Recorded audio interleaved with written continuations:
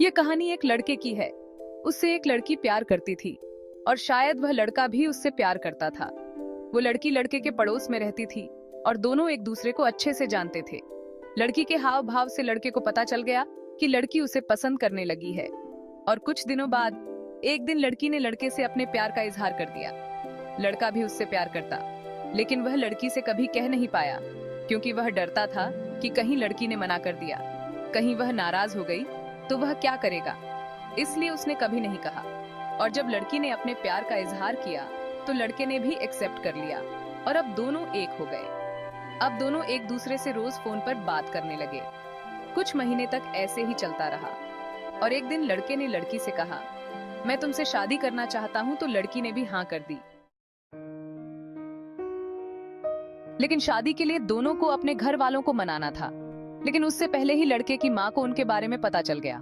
पर लड़के की माँ ने कुछ नहीं कहा, उन्होंने इग्नोर कर दिया। पर कुछ दिनों बाद लड़के की माँ ने लड़के के पापा को सब बता दिया और वह इस रिश्ते के लिए राजी नहीं थे, तो उन्होंने लड़के के लिए दूसरी जगह रिश्ता देखना शुरू कर दिया। और जब फिर लड़की ने लड़के के पास फोन किया तो लड़की का फोन देखकर लड़के की आंखों में आंसू आ गए। लड़के ने फोन उठाया और लड़की को सब बता दिया कि उसके पापा उसके लिए दूसरी जगह रिश्ता देख रहे हैं। ये सुनकर वह रोने लगी और फिर कुछ देर के बाद लड़की ने कहा, मुझे तुमसे एक चीज चाहिए, क्या तुम मुझे दोगे? तो लड़के ने कहा, क्या चाहिए बोलो। लड़की ने कहा, हाँ, मेरी किस्मत में तुम नहीं हो शायद, पर फिर भी मैं चाहती हूँ कि मेरी मांग में तुम ही सिंदूर भरो। हम साथ रहे ना रहे, पर मेरी मांग में मैं तुम्हारे नाम का ही सिंदूर चाहती हूँ। लड़का भी लड़की से बहुत प्यार करता था, तो लड़के ने भी उसकी बात मान ली और जब वह मिले तो लड़के ने लड़की की मांग में सिंदूर भर दिया। लड़की बहुत खुश थी और फिर लड़की ने कहा कि मेरा प्यार मेरे नसीब में नहीं है तो क्या हुआ, पर मेरे दिल में तो हमेशा रहोगे। और फिर 1 साल के बाद लड़के के पापा ने उसकी शादी कहीं और तय कर दी। कुछ समय के बाद शादी का दिन आ गया तो लड़का अपनी शादी का कार्ड देने लड़की के पास पहुंचा और जब दोनों ने एक दूसरे को देखा तो दोनों की आंखों में आंसू आ गए। शादी का कार्ड देखकर लड़की रोने लगी।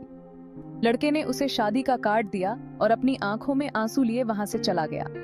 शादी के दिन लड़की उसकी शादी में गई और दोनों एक दूसरे को देखकर उदास हो गए। लड़के की शादी तो हो गई, पर 2 दिन बाद लड़की ने लड़के के पास फोन किया। दोनों ने एक दूसरे से बात की। कुछ दिन तक तो ऐसे ही चलता रहा और फिर एक दिन लड़के की वाइफ को उस लड़के के बारे में पता चल गया, तो दोनों में लड़ाई शुरू हो गई और फिर लड़के को उस लड़की से बात करना बंद करना पड़ा और इस तरह से दोनों बिछड़ गए। लड़के ने तो शादी कर ली, पर लड़की ने आज तक किसी और से शादी नहीं की। इस कहानी में जो लड़का है उस लड़के का नाम मोहित है और लड़की का नाम सीता। मेरा मानना है कि मोहित को अपने घर वालों से बात करनी चाहिए थी, उनको मनाना चाहिए था, फिर चाहे कुछ भी करना पड़ता।